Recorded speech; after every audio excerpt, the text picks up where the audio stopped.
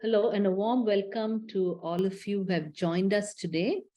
Today, we are in conversation with Gary Wilson, who's an independent consultant and an author who's working exclusively on raising boys' achievement.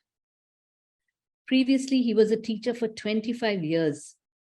He was also for 5 years the chair of the National Education Breakthrough Program for Raising Boys' Achievement in the UK. He's also the author of several books, including Help Your Boys Succeed, an essential book for parents. Then Boys Will Be Brilliant, on how to support boys in the early years, and 100 Ideas for Primary Teachers, Raising Boys' Achievement. So Gary, we'd really like you to tell us a little bit about yourself and the work you do. Okay, right. Well, first of all, welcome and thank you for the introduction. I have been working on raising boys' achievement now for quite a long time. Sorry, excuse me.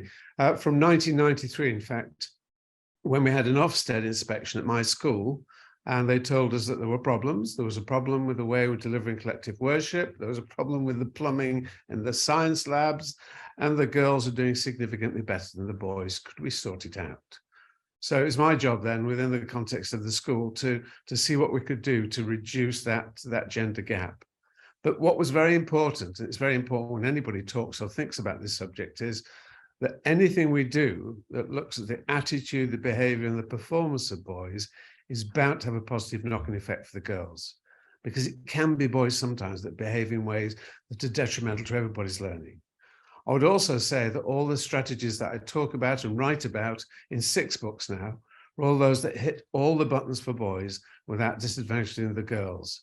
And if you, like me, are trying to turn out decent young men, and that's the subject of the subtitle of my first book, Developing a Caring Masculinity, then surely I would argue that's for the benefit of everybody, not just the boys. It's sad that it's not been on the agenda in the UK. And I think this is one of the reasons, because some people are worried that if we focus on the boys, then surely the girls are going to suffer. And that's totally wrong. And I think the other element as to why it's not big on the agenda in the UK is because it tends to be poor white working class boys at the bottom of the heap, as always, who are failing to achieve. In fact, of that group, poor white working class boys, only 12% go on to further and higher education in the UK, which is, it's a nightmare, you know. And there are 2 areas, and I will respond to some questions in a minute, but there are 2 areas where boys are massively in the lead in the UK, and it's not good. 86% of young people who are permanently excluded from school are male. 90% of the prison population of under 25s is also male. If our boys do become disaffected, if they do become disengaged from their education, there's that well-worn path ready and waiting for them. And it's the last thing we need. You talk about, many boys tend to underachieve more than girls, right? So why do you think this is happening? And what do you think can be done to even start to solve this problem? First thing you said was, it's not just in the UK, it's across the developed world. The only area where boys are not doing as well as girls is in Scandinavia. And in Scandinavia, they don't start school formally until they're 7, prior to that learning actively outdoors and largely through play, which is exactly where our boys need to be. And now you ask, what is it that's causing this underachievement? Well, it is complicated. It's not just 1 or 2 things. I've got it down to 28 reasons why boys aren't doing as well as the girls, but I'm still working on it. It does begin before they even start school, and it's to do with their level of independence when they're set foot through those school gates. And the book that I wrote about early years and about boys being brilliant suggests that we have to have the same expectations of boys demonstrating independence as girls demonstrating independence as well. And that's just the first barrier. The first time I ran a parents' evening in 1993, there were 77 mums turned up and 5 dads. And a lot of those mums were saying they were still packing their boys' bags at the age of 15 and 16. And sometimes when I talk to a meeting of parents, and I say that, there's a little ripple of guilt goes through the audience. And one or two of the men are going, actually, my wife packed my bag this morning. Does it matter? Yes, it does matter. It's the first significant barrier to boys' achievement, this lack of independence. As we move on, we'll see through the assessments that have been made that, for example, at the age of 4 and 5, when boys and girls are starting school in the UK and all over the world, in fact, they are being measured in a variety of areas. Their abilities in social development, language development, even to do with this shape, space, and so on. It's to do with a whole range of reasons why they're not doing as well as girls. Girls do develop language faster than boys, and I'm sure you're aware of that. They use between 10 and 30 times as much language in their play. Sometimes in a playground, you might see lots of girls standing around in groups, talking to each other, or grabbing an adult so they can have intelligent conversation, whilst there are groups of boys charging around the playground. This is not unusual, and it's not a huge issue, but it does add to what's already happened, and that's lack of independence. We also know that the biggest areas of development that are lacking are in terms of literacy. Reading is such an important skill. And a lot of boys come into primary school thinking that reading is a girly thing to do, because they're never read to by older males very often. A lot of boys will never see older males in the house reading at all, unless it's an instruction manual or a newspaper, and therefore they think, I'm male, I read to find out. But actually, boys need to read, and they need to read fiction. And there are all kinds of reasons for that. In fiction, they will find answers to some of the things that have been troubling them, issues related to emotional development and making the right decision and all of that kind of stuff. But mostly, reading fiction gives them the words with which they can unclench their hearts. And parents, I know that you find it difficult sometimes to get them to open up. And I know that those of you who drive will know that a good time to get him to open up is when you're taking him somewhere in the car. You're here, he's there, he can't get out, perfect, prisoner. But the main reason why that's good is because it's side by side, really, really important. The biggest gaps in the foundation stage, as it's called, apart from areas to do with language development, are also things like physical development. And at 4 and 5, boys are still developing the strength up here, the strength in the upper torso, the strength to throw a spear at a mammoth, defend the village. Development comes to these little things at the end of their arms take significantly longer. How many males do you know who developed a fine, beautiful, cursive handwriting with which they felt justifiably proud right through into adulthood? How many males, on the other hand, do we know been surrounded by girls all the way through school who've been constantly told, that's lovely and neat there, and somebody's just grimaced at their efforts and moved on? Now, within your own examination system, I don't know what the marking is like, but in the UK, the most marks you can lose for poor handwriting is between 1 and 3 out of 100. But the main thing they lose is a lot of self-esteem and confidence, because around about the age of 4 or 5, if their writing is not good, we focus on that. Very often as parents, sometimes even as teachers.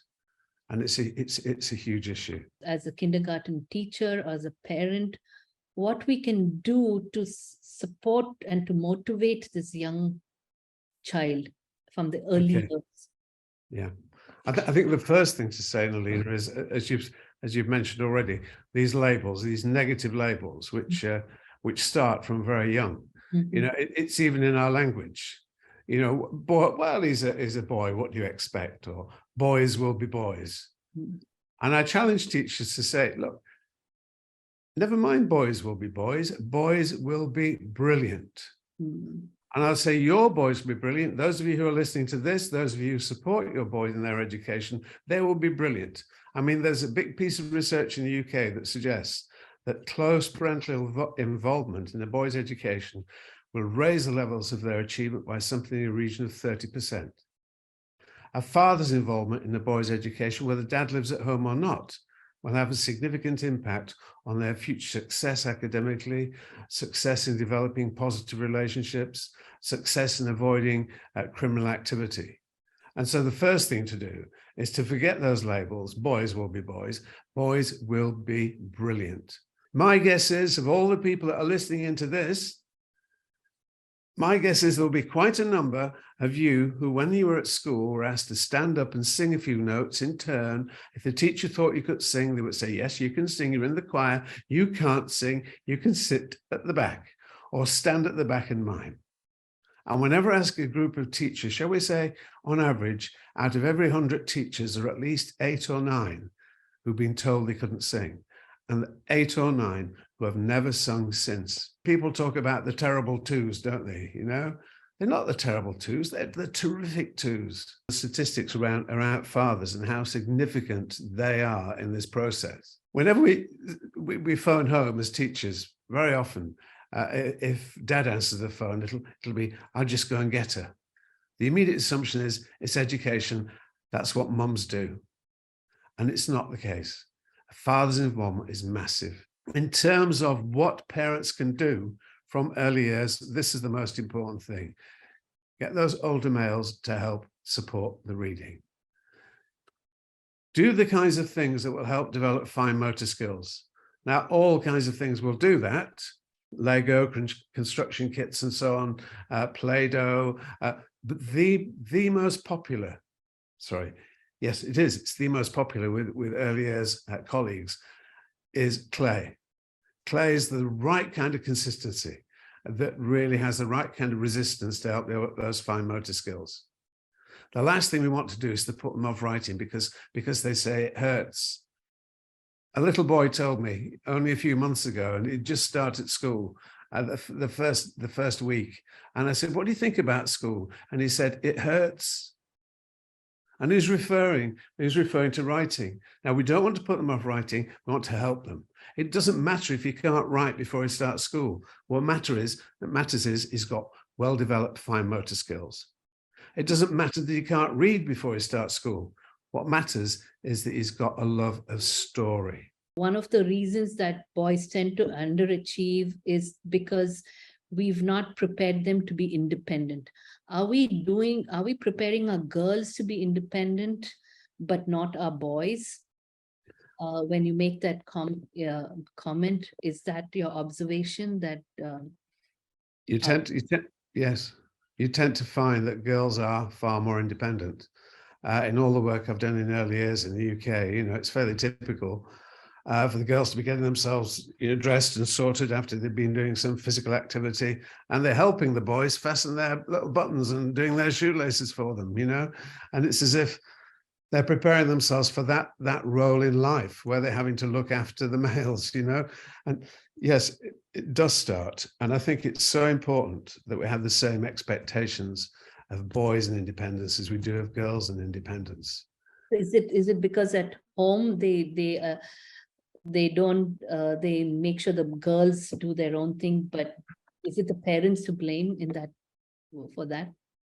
Well, it's hard to give out blame. I think it's the way we've always done things, isn't it? And it's like, you know, anything that we're trying to change, there are those forces of resistance. And yes, there will be parents who will say, no, I do everything for my young boy. You know, he's my young prince. You know, and we should be doing everything for him. And there are parents right on the opposite end of the scale. But I can honestly tell you that within school, those youngsters who are less independent are going to be learning less well, should we say. There's no doubt it makes a difference to their attitudes to learning. I mean, a little piece of research. These are all 8-year-olds, and there was a question in the research: who is responsible for your learning? and there were 36 girls and 49 boys in this age group. Every single one of the 36 girls put, I'm responsible for my learning. Mm. What percentage of the boys do you think said they were responsible for their learning? Well, I'll tell you, it was zero, not a single one of them. They all put teachers, parents. You know, it's an attitude that develops before they start school, and unless we deal with it in school as well, it will continue all the way through. Traditionally, boys have always had more opportunities to learn, right?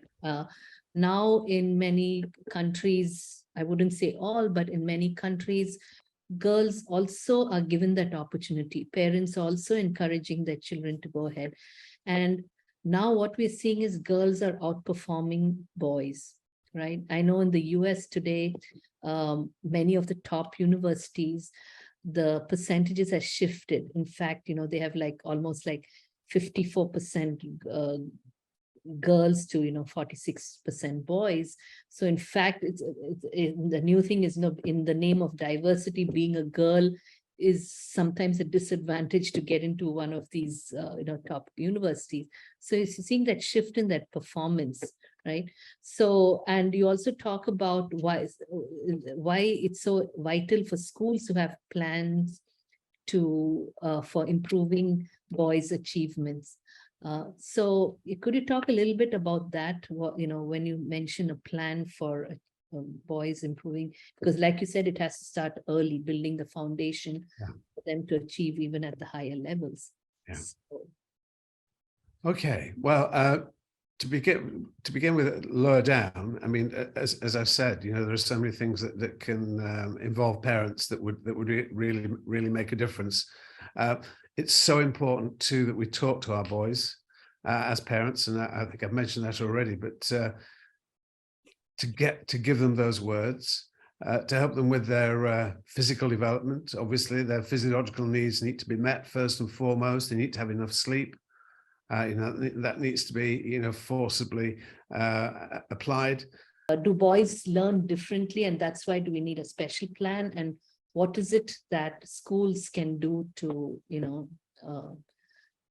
what are the kind of things they need to look forward planning, maybe together? Can I say that the first thing schools need to do is they need to identify the size of the problem? I mean, just to say the first thing, Nalina, is that the business in the UK around boys underachievement has been around for a very long time. When I was 11, which is 60 years ago, we had the 11 plus, and I passed the 11 plus. In fact, but only a few of my friends did. More girls than boys passed the 11 plus in the 1950s and 1960s than boys did. And so they had to rig the figures so that equal numbers of boys and girls went to grammar schools, which is horrific when you think about it. So it has been around quite a long time. We had a big gender gap at my school. GCSEs, I don't know how many of your parents, you'll be familiar with GCSEs or GCE or whatever your examination system. There is, a gender gap always with the girls on top. Our gender gap, we reduced it. It was by using the kind of plan, Linda, that you tried to get me to highlight. And it was this. It was quite simple. First of all, I asked a group of year 11 girls some questions. I said, look, we're doing a project in school, group of teachers and myself, because I put together a group of teachers to do some research and to work with these boys. I said, we're going to actually do a piece of work. What do you think would help girls? Excuse me. And the girls said, well, I think that we'd do better if they'd do better if they weren't always showing off in front of us in lessons. If they weren't always pestering us on the corridor, if they weren't always behaving immaturely whenever we were around. So we did lots of work on challenging macho values. We did work in assemblies, and we did work in physical and social education, and that was our starting point. And then I got a group of boys, 10 of them, who had previously shown themselves to be peer leaders, who if I left them to their own devices, by the time they got to year 10, they'd be dragging boys down. But here they were in year 8. I got this group of boys, and we went down to our local primary schools every Friday morning to help out in nursery and reception classes with reading. A small group did some drama work. Another group did some dance, and we traveled that around all the schools. And there was a lovely day. when all of this group of 14-year-olds went down and showed all the 5-year-olds how to make pancakes. Now, can you see what I was doing? I wasn't just sending the big boys down to coach football or basketball, which is quite common and it's very nice. I was sending them down to break through some of those gender stereotypes. And by doing that also, I was giving them a positive focus for their natural leadership ability. The clues in the title, they're peer leaders, and I turn them around. I've used it in countless schools, this particular plan, in primary schools right across the UK, with groups of boys who are showing themselves in year 6 to be potential peer police, those that would drag the others down. And I would call this group of boys the transformers. Give them positive focus, their natural leadership ability, allow them to take the lead in something, give them a focus on eco-friendly projects around the school, supporting reading, have special stickers, help to buy the transformers, and so on and so forth. I've done that countless times, and it's had a major impact on reducing peer pressure in high school. So that's always been part of the plan. The other plan has been to make sure that we kept the boys' issues on the agenda. And so every full staff meeting, there will be one agenda item around what was going on around the boys' education. We had posters in the staff room about pictures of those boys that we were concerned about, and asked any adult in the building to stick a positive post-it note next to that boy's picture anytime they'd seen him doing something helpful, something kind, something polite, or a good piece of work. And that became the good news notice board. And as soon as those boys got a piece of good news from the good news notice board, suddenly the rest of those boys became desperate for good news. Can you see that? You know, and it's things like this where we're actually making positive moves towards raising boys' achievement that really does make a difference. Anything that we do to address the performance, attitude, and behavior of boys will have a positive impact even on girls, right? This is something you have said, right? So absolutely. I think it'd be great for you to discuss that point on how, why we need to focus on boys as well, and not just on girls. It's equally important to do both. Yeah, we really do need to focus on those boys, because what we're talking about here is not just boys who get better examination results, which would be nice, but we're trying to turn out those decent young men. And in order to do that, it's not about changing things within the system of school, but we need to get messages out to parents to say to them, look, you need to spend more time with your boys, because there are parents out there who are perhaps money rich but time poor. We need to desperately teach our boys respect for women. And I don't think there's anybody that would disagree with that. We have to honor the tender feelings of boys as well. I don't know if you come across this, but girls are more capable of talking about their finer emotions, whilst boys are often encouraged to shy away from things involving emotions, to jeer at them even though they're frightened of them, certainly by their own peers, but very often by their own fathers, who will say things like, come on, man up, you're a boy, what's the matter with you? It's a horrible, horrible phrase. By the same token, we mustn't do everything for him. That is such an important thing. I have a colleague in New Zealand who writes, or in Australia rather, who writes, I'm just looking for a name, about boys. Celia Lashley, a book called He'll Be Okay. She says, if we want to do one thing for our boys to make them achieve better at school, just one thing, it's this: get them to make their own lunchbox.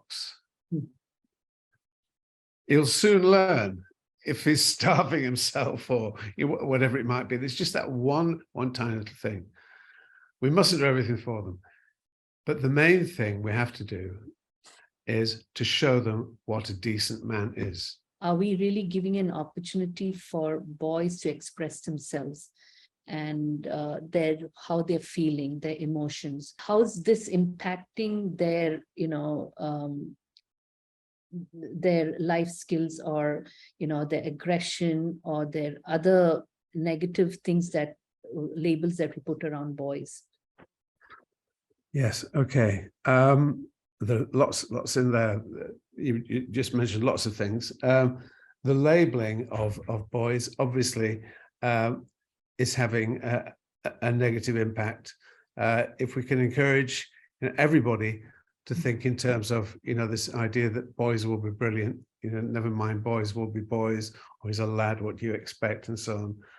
We've got to raise our levels of expectations within school and within the home for our boys as well, because teachers know, they'll come out with some of the most amazing things. And if they've done it once and they can do it again, it's at that point we raise our level of expectations and so on.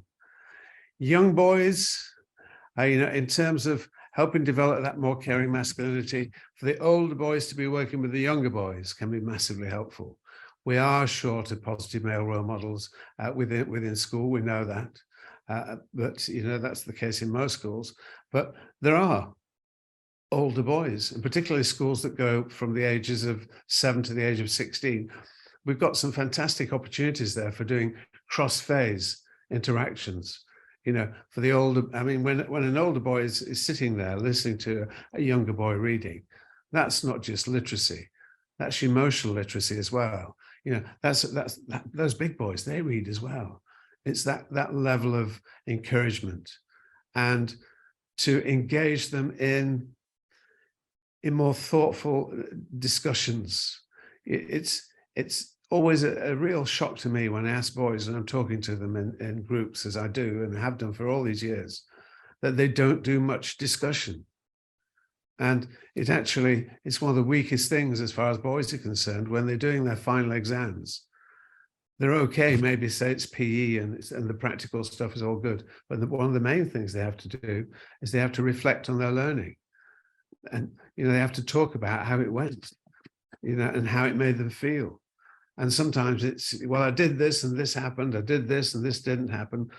It's like trying to get blood out of a stone, as we say. That's a weak link in a boy's learning process, the inability to reflect on their learning. One last question is, what is the impact of media, the messages that media passes on to boys, how they should be, social media or, or the regular traditional media, whether it be TV or magazines or newspapers? So how is that impacting the boys? It's a huge thing, as you'll know, and in terms of the social grouping that they're working with, looking at, and so on the computers, we know that can be extremely unhealthy. And we also know that parents sometimes are desperate, to get their youngsters off the machines and so on. There's lots written about this subject, and there's a particularly useful piece of work called Happier, Calmer Screen Time. Happier, Calmer Screen Time. Yes, that's it, I believe, yeah. But the message, I'm talking about the messaging also that you see right, yes. in ads and movies and, when in terms of the messages from the ordinary media, the adverts that show men doing a variety of things very often, and now I've mentioned it, you'll notice it even more, show men who are useless and and pathetic, and that obviously is having a huge impact. There's a T-shirt that I see called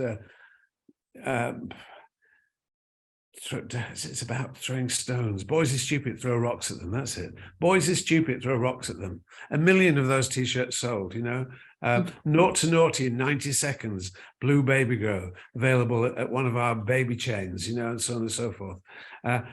I'm lazy and I'm proud.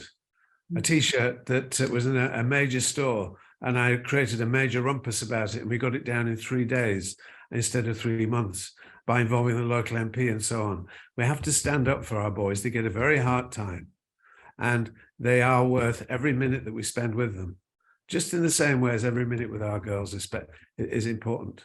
But, if you have boys and girls, we're not just doing things for the boys, we're doing things for the benefit of everybody. And it's so important that it's on the agenda in schools.